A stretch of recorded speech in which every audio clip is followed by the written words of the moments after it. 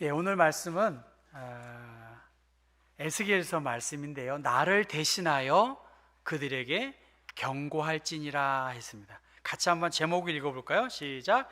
나를 대신하여 그들에게 경고할지니라. 에스겔을 하나님께서 파수꾼으로 바벨론 땅에 사명을 부여하신 나를 대신하여, 하나님을 대신하여 포로된 백성들에게 하나님의 뜻을 경고해라, 알려줘라 하는 그러한 내용입니다. 코로나19 사태에 대해서 어떻게 신학적으로 이해해야 될까? 많은 생각이 있으리라고 봅니다. 영국은 성공회가 주 국교인데요. 이 성공회에 소속되어 있는 톰 라이트라는 박사, 영국의 세인트 앤드류스 대학의 신학대학원 교수인 톰 라이트 박사는 기독교인의 소명은 어떤 일이 왜 일어났는지 밝히는 것, 해명하는 것, 그것이 기독교인의 소명이 아니라 이런 것을 설명하는 대신에 함께 애통해야 하는 것이다. 일부 기독교인들은 모든 것을 알고 모든 걸 책임지며 세상의 괴로움에 영향을 받지 않는 하나님을 떠올리기를 좋아하지만 성경의 하나님은 그렇지 않다는 거예요. 창세기의 하나님은 인간의 사악함에 대하여 마음 아파하셨고, 예수님은 나사로의 무덤에 가서 눈물 흘리셨고, 또 성령께서도 애통해 하듯이 우리는 이러한 여러 현상에 대하여 애통해야 하고 함께 해야 한다.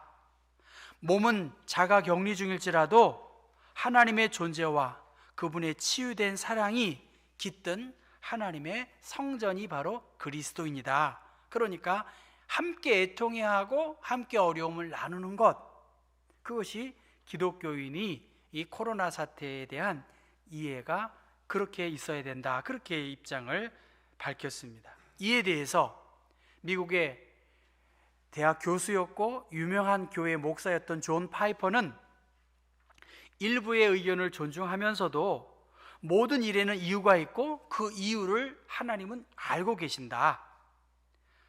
그리고 성경을 통해서 이 하나님의 뜻을 알고 깨닫는 것은 어리석은 것이 아니다, 그렇게 말했습니다. 기독교인의 삶에서 희망 없이 기다리는 순간은 없고, 기독교인은 뻔한 반응이라고 볼 수 있지만 하나님이 하시는 일을 알고자 할 때 성경을 펼쳐야 하고, 성경은 우리에게 하나님의 계획과 하나님의 풍부한 뜻을 보여주는 그러한 지혜와 통찰을 준다라고 그렇게 이야기했습니다. 여러분은 어떻게 이해하시는지 모르겠어요. 간단한 내용 같지만 우리의 어떤 판단 능력의 기준이 어떠한지를 다시 한번 생각해 봐야 합니다. 저는 두 분이 다 훌륭한 분이기 때문에 모든 일은 때가 있고 이유가 있고 그 일을 하나님은 아시지만, 그러나 우리 기독교인으로서 이 어려움 당한 이 현실 앞에서 우리가 해야 할 것은 함께 우는 자들과 함께 애통해야 하고 손을 잡아주는 것이다. 저는 그렇게 봐요. 그것이 그리스도인의 자세라고 봐요. 뭐 돈을 다 줘야 되냐, 왜 줘야 되냐, 이렇게 우리 가운데도 의견이 분명히 나누는 것을 알고 있어요. 그러나 함께 이 어려운 고통당하는 사람에 대하여 마음을 함께 써주는 것, 그것이 어려움 당한 자들에게 대한 그리스도인의 마음 자세가 아닌가, 그렇게 저는 생각하고 있어요. 남유다 이스라엘은 바벨론으로부터 1차와 2차에 걸쳐서 침입을 받았습니다. 그리고 이스라엘은 2차 침입으로 완전히 멸망을 했고, 1차와 2차에 걸쳐서 주요한 인사들을 바벨론으로 포로로 끌려갔습니다. 에스겔은 1차 바벨론 포로 때 끌려간 사람입니다. 그 에스겔에게 하나님께서 만나 주셨고 30세가 된 그 에스겔에게 예언자로서, 파수꾼으로서 어떻게 살아야 할지를 그러한 사명을 주셨습니다.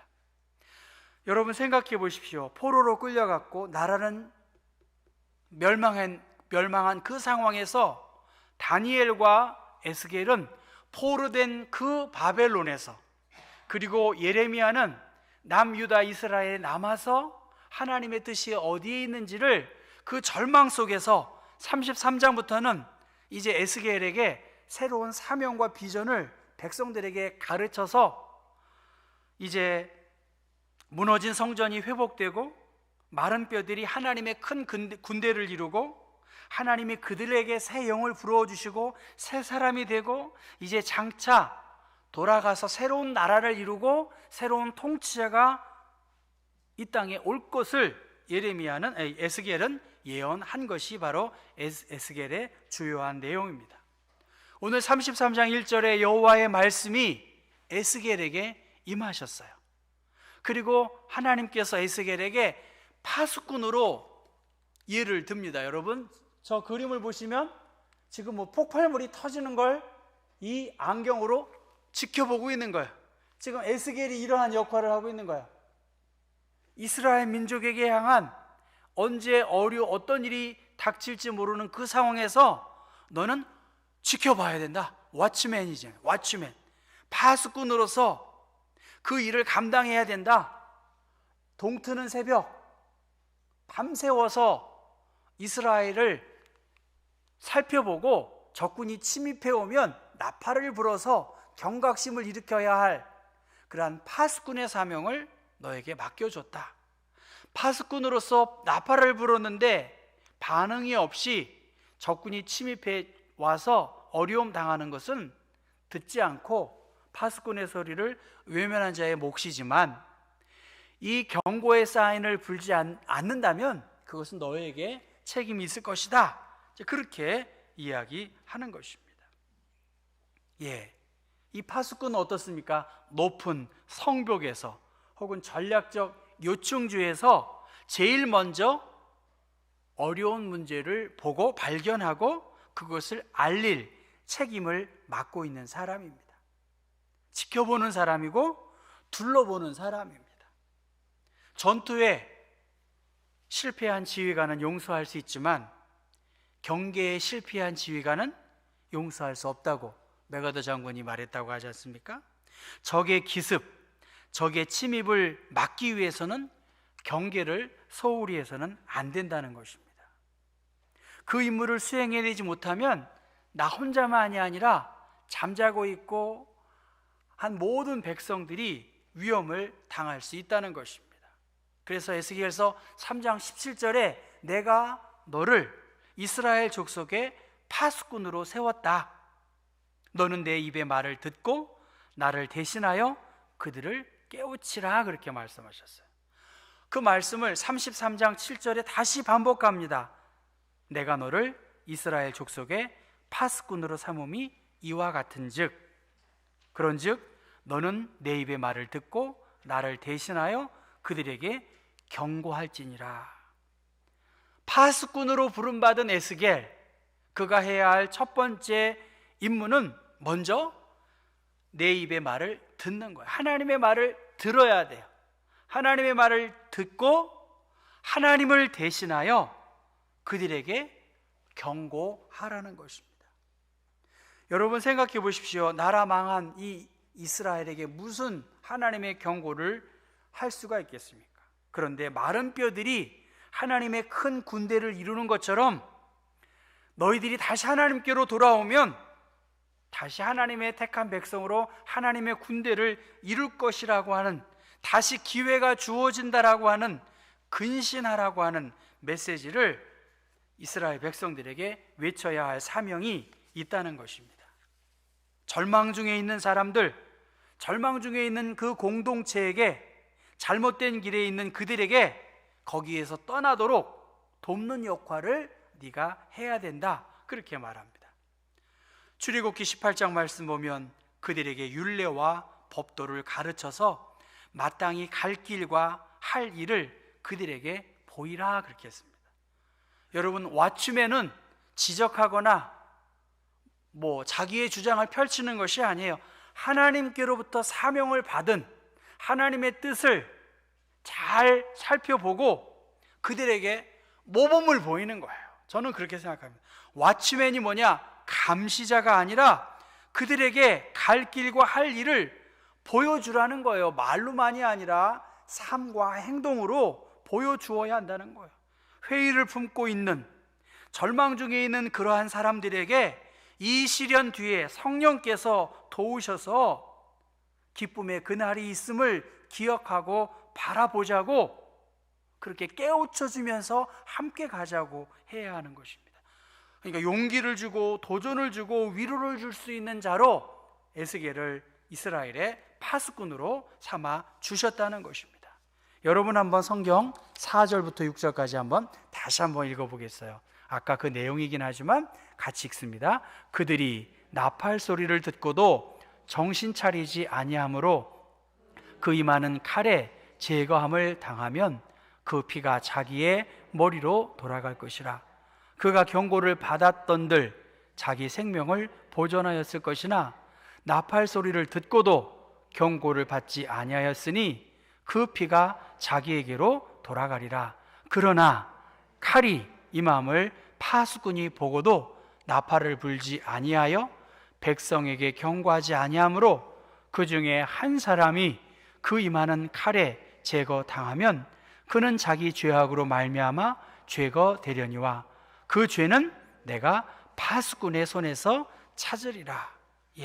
파수꾼의 역할, 경고의 나팔을 울리는 것입니다. 나팔 소리가 막 울려 퍼지고 있어요. 여러분의 마음속에, 귓속에 나팔 소리가 막 이렇게 노크 소리가 들리고 있어요. 그런데 움직이지 않으면 어떻게 될까요? 말하는데 반응이 없어요. 어떤 사람일까요? 죽은 사람이에요. 그렇지 않습니까? 통곡을 해도 반응이 없는 사람, 죽은 사람이에요. 그렇더라고요, 정말.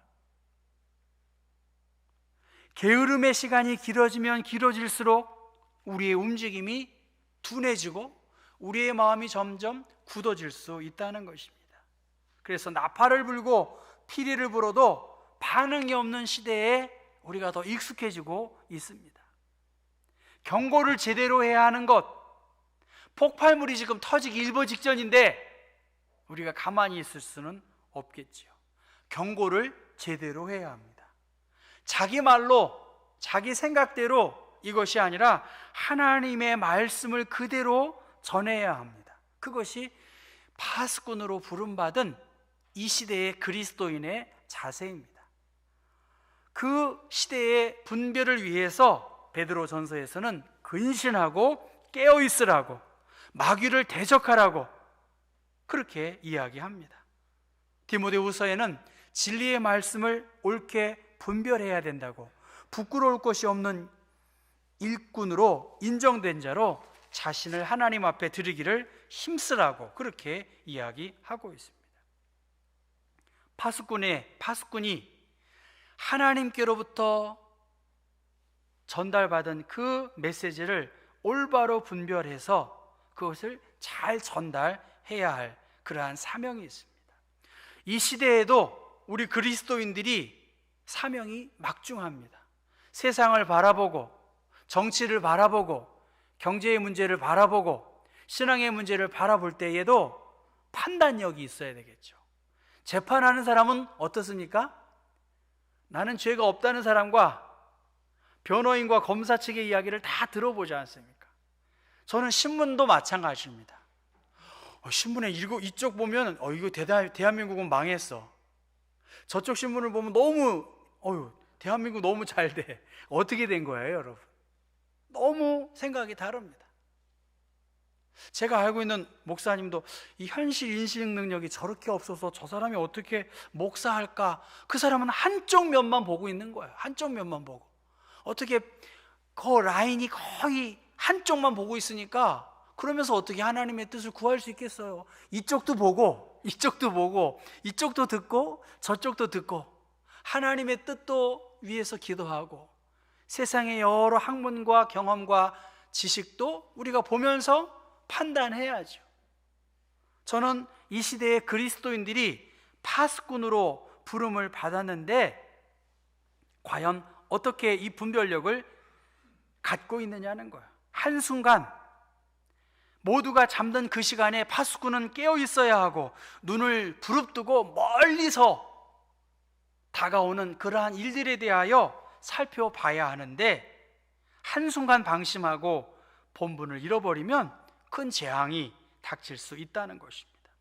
파수꾼에 뒤따라오는 것은 책임이라는 거예요. 우리 교인들도 마찬가지입니다. 성도의 뒤에 따라오는 중요한 단어는 책임입니다. 목사라는, 특별히 담임 목사라는 이 직분에 뒤따라오는 단어는 책임감이에요. 장로님들 뒤에 따라오는 단어는 책임감이에요. 권사님들 뒤에 따라 나오는, 파수꾼의 뒤에 따라 나오는 단어는 책임이라는 거예요. 우리가 어떻게 잠잘 수 있겠습니까? 우리가 어떻게 남을 탓할 수가 있겠어요? 지금은 정신을 차리고 근신하고 애통하고 통회하는 시간, 그러한 시간을 가져야 하지, 뭘 하나 더 가르쳐 준다고 그 사람이 달라지고 있지 않다는 것입니다. 지루함을 견뎌내고 내가 파수꾼으로서의 책임감, 성실함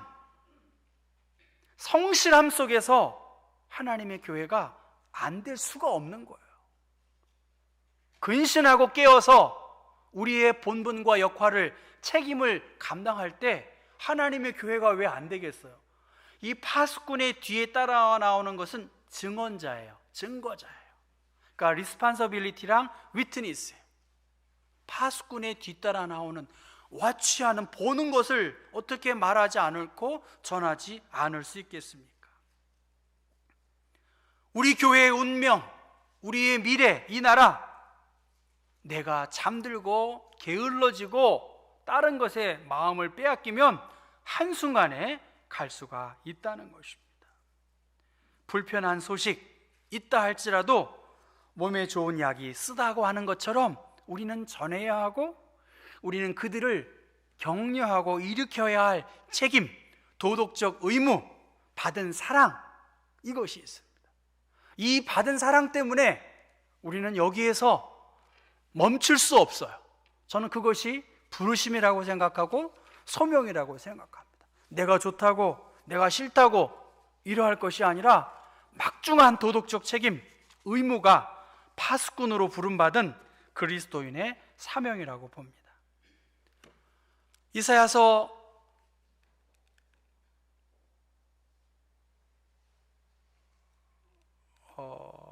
잘못 나왔나 보네요. 잘못 나왔나 봐요. 이사야서 56장 10절 말씀 보면, 이스라엘의 파수꾼들은 맹인이요 다 무지하며 벙어리 개들이라. 짖지 못하며 다 꿈꾸는 자들이요 누워있는 자들이요 잠자기를 좋아하는 자들이다. 이스라엘의 파수꾼들이 보고 있지 못하고 듣고 있지 못하고 말하지 못하고 있다고 한다면 그들은 무책임한 사람들이죠. 패망하고 공멸에 이를 수밖에 없다는 것입니다. 그런데 이사야서 52장 말씀 보면, 좋은 소식을 전하며 평화를 공포하며 복된 좋은 소식을 가져오며 구원을 공포하며 시온을 향하여 이르기를 내 하나님이 통치하신다, 이렇게 외치면서 내 파수꾼들의 소리로다 그들이 소리를 높여 일제히 노래하니 이는 여호와께서 시온으로 돌아오실 때에 그들의 눈이 마주 보리로다, 그렇게 이야기합니다. 파수꾼이 그 역할을 감당하면 여호와께서 시온으로 돌아오실 그때에 그들의 눈이 마주 볼 수 있다는 것입니다. 성령께서 포로된 그들을 거기에 가만 놔두지 아니하시고 하나님의 백성으로 회복되어서 이스라엘이 회복될 것을 꿈꾸고, 그 예언대로 이스라엘은 독립국가로 지금도 우뚝 서 있고, 이스라엘을 바벨론으로 끌어갔던 바벨론 제국은 멸망할 수밖에 없었습니다. 현실로 이루어지지 아니할 것 같은 많은 일들, 이제는 눈으로 볼 수 있는 현실이 되었다는 것입니다. 오늘 말씀 나를 대신하여 그들에게 경고할지니라. 에스겔은 하나님의 대변인과 같은 사람이었습니다. 성경 말씀은 너희는 쉬지 말고 그로 쉬지 못하게 하라. 하나님의 부름을 받은 파수꾼으로 특별히 그리스도인은 이웃과 사회와 민족에 대하여 관심 가져야 돼요. 이웃에 대하여 관심 가져야 돼요. 또한 그 관심은 예수님께서 너희는 온 천하에 다니며 만민에게 복음을 전파하라.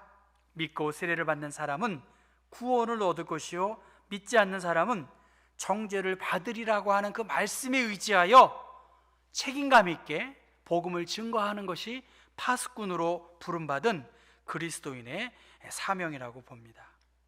힘든 시간을 보내고 있습니다. 우리는 하나님을 대신한 파수꾼과 같은 역할로 우리를 하나님이 부르셨다는 것을 기억해야 합니다. 무엇보다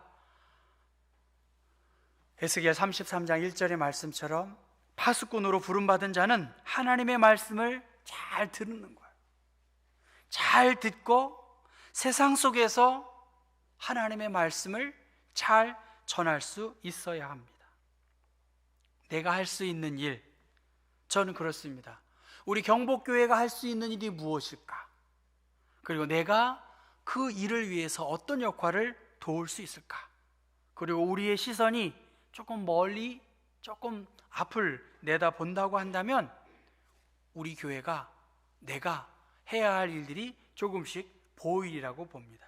특별히 어려움 중에 있는 사람들, 하나님을 알지 못하는 사람들, 복음의 자유함을 누리지 못한 그들에게 대하여 하나님을 대신하여 그들에게 격려하고 위로하고 하나님의 백성으로서 살아야 한다라고 하는 결단을 해야 하는 그러한 막중한 사명이 있습니다.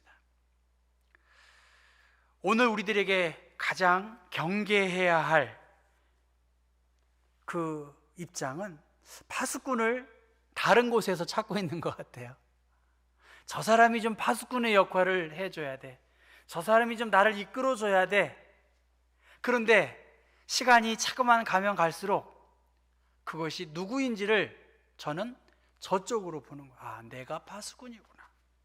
내가 우리 가정과 교회와 우리의 직장과 일터에서 내가 파수꾼으로 내가 격려와 위로와 지켜보면서 잘 이것을 유지하는 일들을 위해 사명받은 사람이구나 라고 하는 것을 더 깨닫게 됩니다. 하나님의 부름받은 파수꾼으로 여러분 지금 폭발물이 터지기 일보 직전이에요. 죽어가는 영혼이 있어요. 하나님을 알지 못하는 사람이 있어요. 우리의 도덕적 책임, 하나님께로부터 많은 사랑을 받은 내가 해야 할 이 책임, 이 의무, 그것을 다시 한번 기억하고 하나님의 부름받은 존재로서의 사명을 다시 한번 그 사명을 향해 달려갈 수 있는 그러한 성도들 되시기를 부탁드립니다. 기도합니다. 하나님 아버지, 나를 대신하여 그들에게 경고하라고 말씀하셨습니다. 세상의 과학과 기술과 문명이 얼마나 발전하고 있는데 우리는 늘 제자리에서 과거에 머물 때가 많이 있습니다. 하나님, 특별히 에스겔을 통해서 이 절망의 시대에 에스겔에게 마른 뼈들이 살아날 것이고 그들에게 새 영을 불어주시고 하나님의 군대를 이루고 하나님의 나라가 회복될 것을 증거자로 증거의 사명을 주신 하나님, 우리에게도 힘들고 지쳐있는 사람들에게 예수 그리스도가 소망이고 교회 공동체가 위로가 될 수 있는 그러한 귀한 역할을 감당하도록 우리의 부르심, 우리의 책임을 다할 수 있는 사람들 되게 하옵소서. 예수 그리스도의 이름 받들어 기도했습니다. 아멘. 찬송가 449